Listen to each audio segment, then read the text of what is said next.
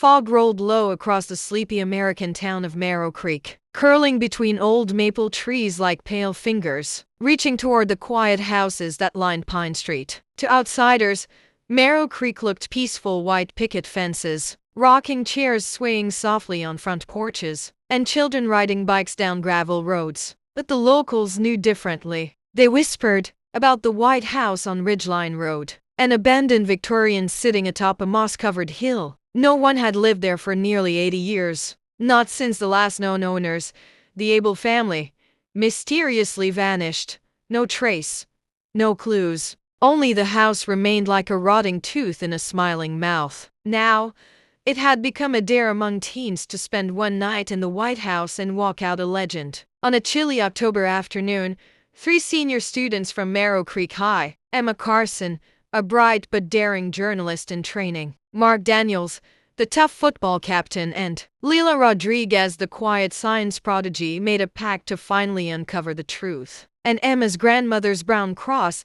they approached the house, armed with a video camera, amphimeter, flashlights. "Just remember," Emma whispered, clutching her notepad, "we're here for facts, not ghost stories." "You're going to need more than facts," Lila muttered, glancing at the wilted lilies by the gate. "Legends usually start with truth." As they stepped onto the porch, the paint curled up under their sneakers like brittle skin. Emma reached for the door handle, only for it to turn on its own. Mark pretended he wasn't scared, but his knuckles whitened on the baseball bat he carried. Inside, a rotten smell of sulfur and damp wood embraced them. The wallpaper hung in strips, and spiders the size of $50 watched from corners. Lila switched on the amphimeter. It beeped wildly. "Beep, beep, beep, it's speaking off the charts," Lila hissed. "Maybe it's old electrical wiring," Mark offered. "The house hasn't had electricity since 1952, Emma reminded them. The door slammed behind them. Following the spikes,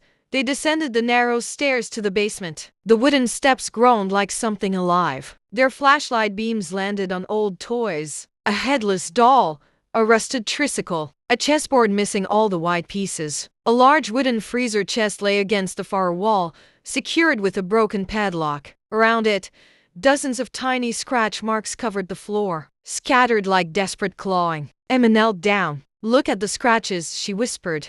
"They point outward." Something was trying to escape. She took a photo. The camera instantly fizzled and died. Lila shivered as she replaced the batteries, swearing she heard a child giggle in the dark. Mark lifted the chest lid with the end of his bat. Inside were deep fingernail grooves, etched on the inner walls. Suddenly, Lila screamed. A small, dusty marble rolled toward them from the shadows. "Who's there?" Emma shouted, her voice cracking. A soft voice replied from the shadows.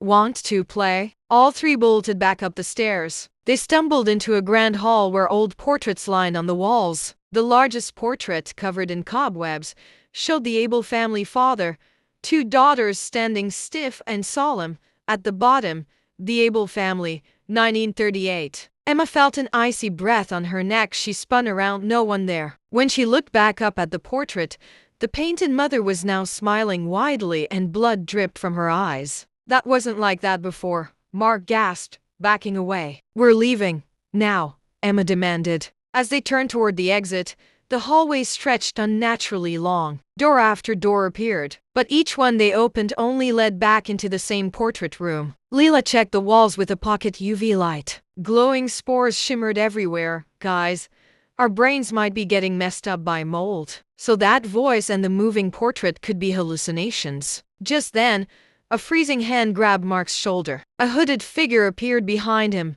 its mouth stretched into a black hollow void. "Leave." They didn't wait for a second warning.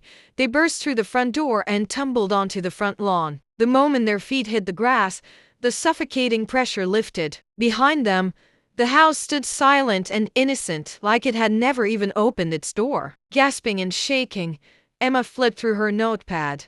So, was it paranormal or environmental? Lila wiped tears from her eyes. "Honestly, maybe both." They went straight to Professor Howard Glenn, a local historian at the Marrow Creek Historical Society. When they showed him everything, the chest photos, the house mold samples, The portrait image he paled. The Abel family disappeared during a terrible winter storm, he explained. Another family moved in during 1942, but their 2 children vanished in that house. Locals thought the place was cursed. In 1951, officials sealed it up after reports of voices and visions. No official investigation was ever made.